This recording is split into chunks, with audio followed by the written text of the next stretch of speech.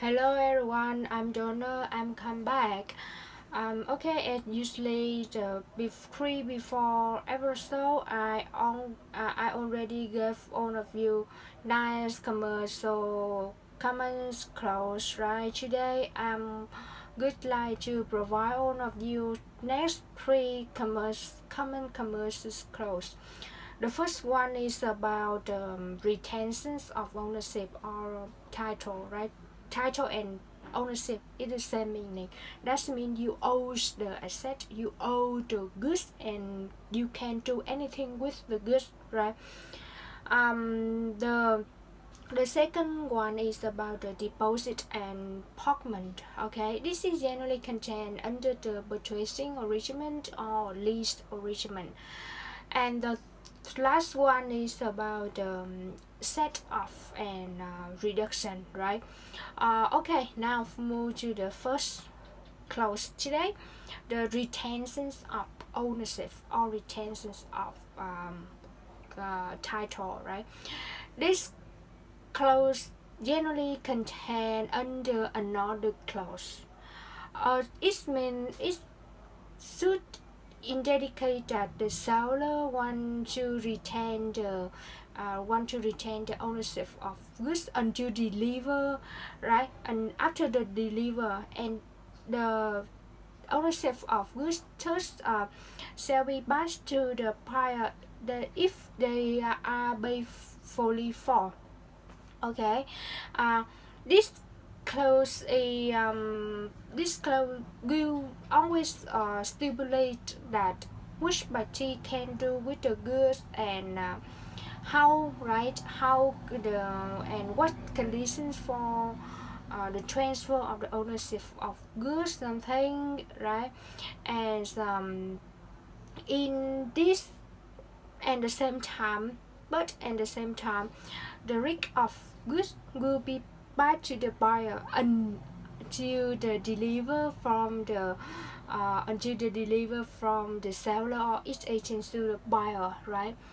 It means that if the buyer fails to pay whole of the money under the contract, they cannot owe the goods, right? They cannot decide what will we do with the good and maybe buying or borrowing or leasing, right? The ownership of goods will return back to the seller. Okay, if they fails to pay the amount of money. Okay, to clearly understand, I would like to give you one example. Um, one is examples under the contract.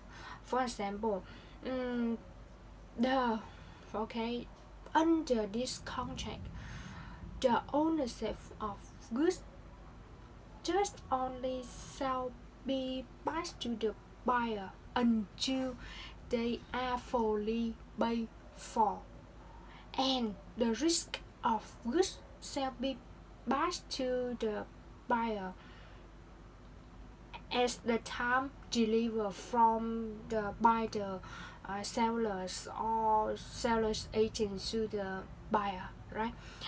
It is this kind of clause is then usually contained in the uh, arrangements on the contract. Okay, I hope that you understand. First one is the retentions of ownership or retention of title, right? And now we move to the second clause. It's about deposit apartment, the part payment. Sorry, part payment.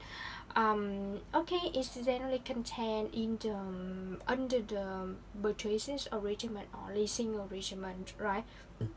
One party in the contract give the deposit. This is mean that the amount of money to the other party to ensure that you implement or carry out or conduct their or conduct its obligations under the contract.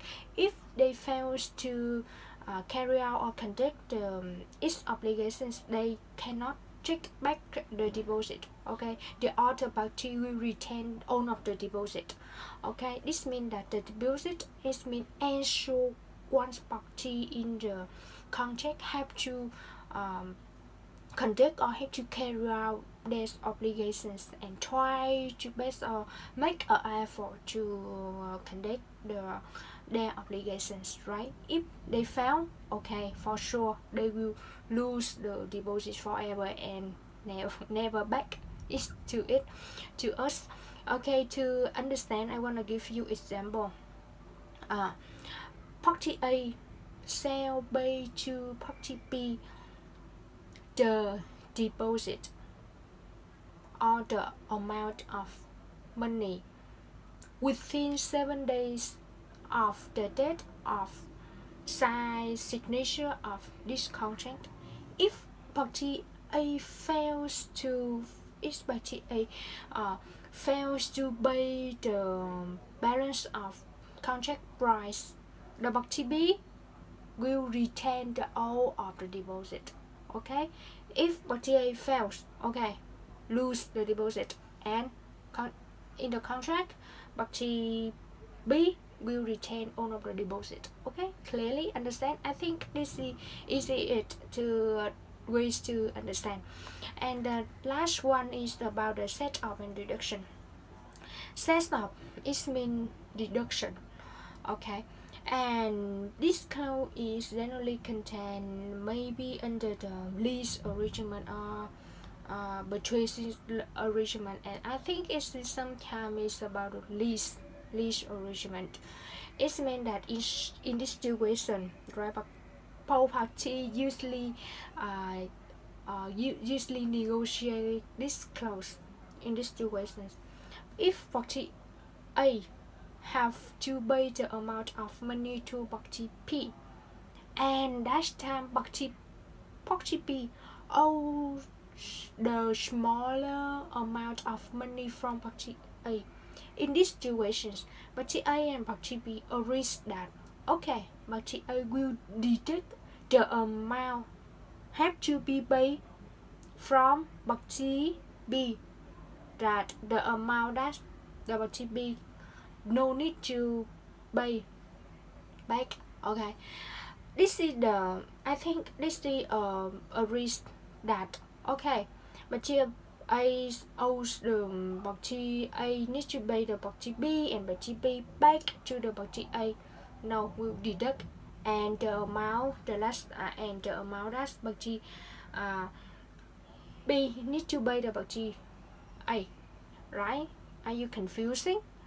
Okay, now one example. For example, party A, right, have to pay 10,000 Vietnam đồng to party B, and at that time, okay, it's that time party B own the smallest amount. For example, the party B owe the party A about 3,000 Vietnam đồng. Deduct, right? 10 deduct 3 third 7. So in this case, party A third pay 7,000 Vietnam đồng to party B. This is deduction, right? Under the contract is more complicated. It's more difficult than my example, right? My example is easier to understand, but in the context it's more complex and more difficult to understand. Now to clearly understand, I want to give you one example under contract. Okay, party A and party B agree that throughout of the lease term, not set up, not deduction for any reasons for any money payable. That's party A pay to party P for supplies of the products, right? In this arrangement, no set up, no deductions, anything and any reason. Okay, now okay, that's in the end of episode today, and I want to remind you all of you again 3 commercials coming commercial close. The first one is retentions of retentions of ownership or retentions of title. The second one is about the deposit partpayment, and the last one is about the set off or deduction. Okay, I hope that it is very useful for you, and bye bye, see you.